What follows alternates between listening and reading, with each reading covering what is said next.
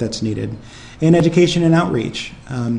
Just like we always say in the weather business, the perfect forecast does no good if it doesn't get to anyone's ears. The perfect warning is useless if it doesn't cause action on the part of the person you're sending that warning to.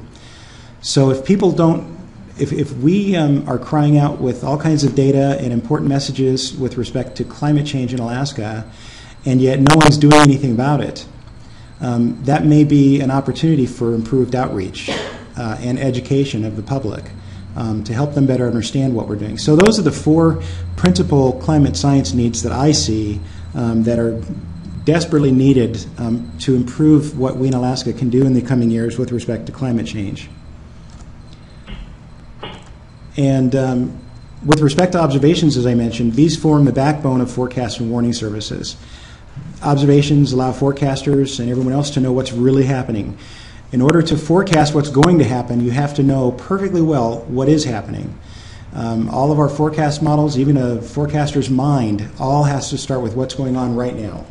So if we don't know what's going on right now, we're not going to be doing a very good job of forecasting where it's going.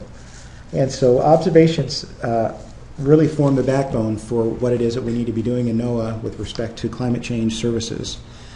And these observations also provide the ground truth that decision makers need to make decisions, from an airline dispatcher trying to make a go no-go call for closing the airport, or a pilot just trying to make a simple go no-go decision, emergency manager trying to understand where they're going to go. Is this the time to go in, or do I need to wait a little while before I go in? Is the hazard actually over by now?